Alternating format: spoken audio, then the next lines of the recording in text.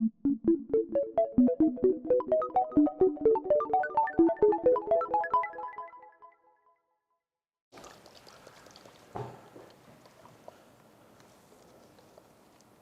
looks like we're unboxing a Chromebook today.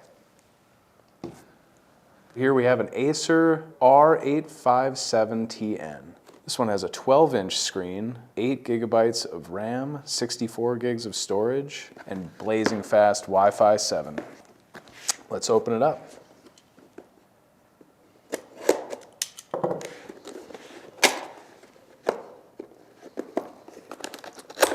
And Pat, you'll cut out the part where I don't know how to open the box, right?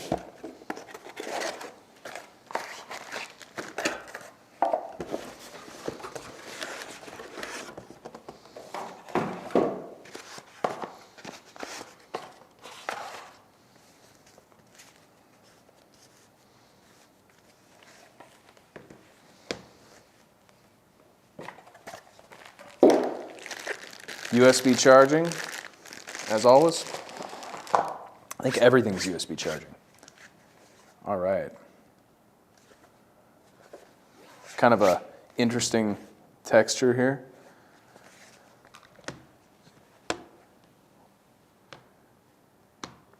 Firm magnetic hold on the lid. So we got brand name Gorilla Glass screen.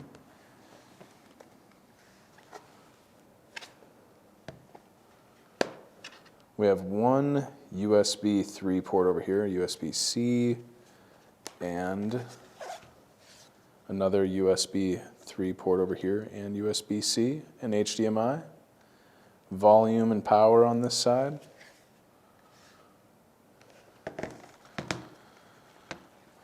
So this device is a 2-in-1. Let's flip it over, get a feel for that.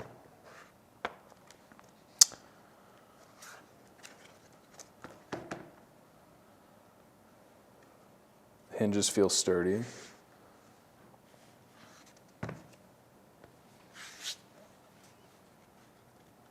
So I see some different keys here that I don't normally see on a Chromebook.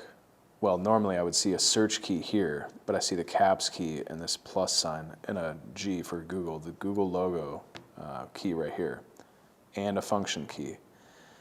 And it looks like there's a few extra keys just judging by the spacing up here on the function row. So when we turn it on, let's see if we can figure out what these are. I have not seen these before.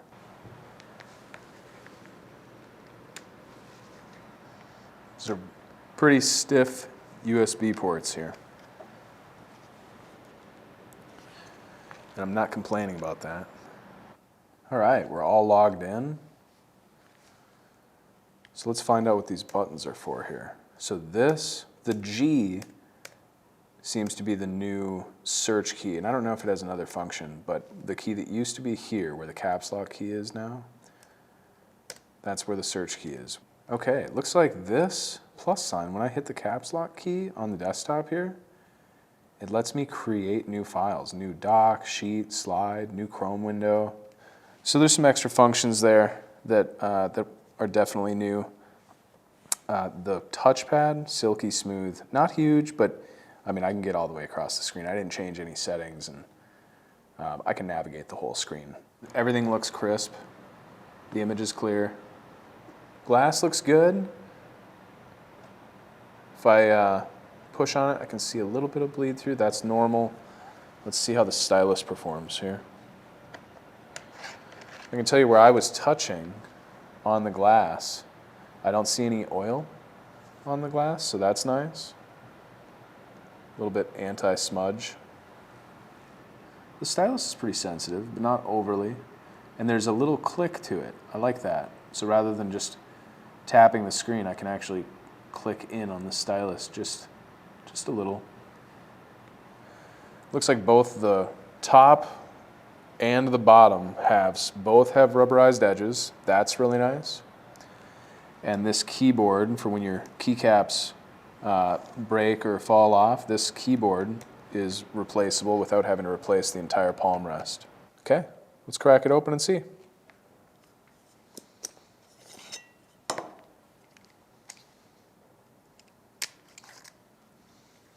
We have 13 screws here on the bottom, all of which come out.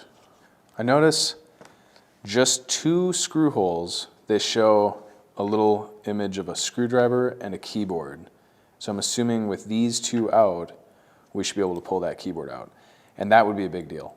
Normally you have to take the back cover off, sometimes take the motherboard out. So let's actually leave a couple of these screws in, leave the bottom on, and try to take the keyboard out.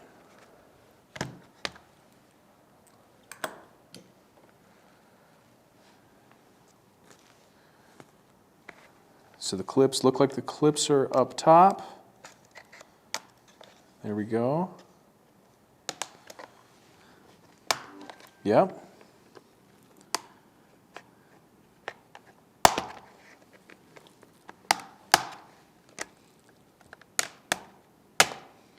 There we go. Look at that, it comes right out. You have 1 ribbon cable right here. You can access the clip without taking apart the bottom at all. That's great. So a keyboard replacement would be that simple. Let's finish opening it up here.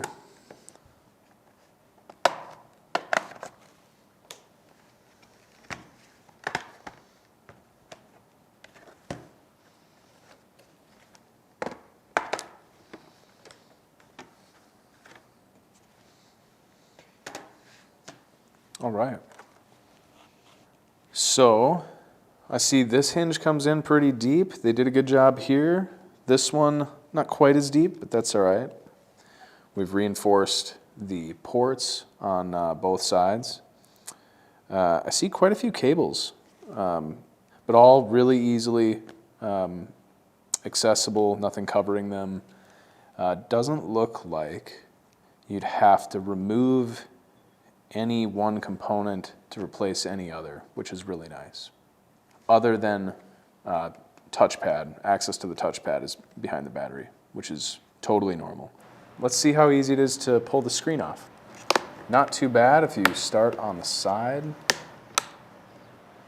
I think that's all the clips. Got to be kind of careful here. It doesn't exactly lay down. There's some tight cables. There we go. All right. Flat camera cable all the way up across the back of the LCD here. Hinges on the back cover here look pretty durable. 4 screws in both sides. This is where the hinges usually fail, in tearing off a screw anchor off the back cover. So having 4 screw anchors and these 4 very wide top screws on both sides is going to help a lot with that. And having this very thick hinge bar extend up the back cover here, holding the LCD in place. Very good design for the back cover. So that's the Acer R857TN. Repairability score from me out of 5, I'm gonna give it a 5. I can't think of anything that they could have done to make it easier to repair this. The most common issues that you're gonna see, whether it's the keyboard, battery replacement, even a board replacement, all of that's gonna be about as easy as it can be.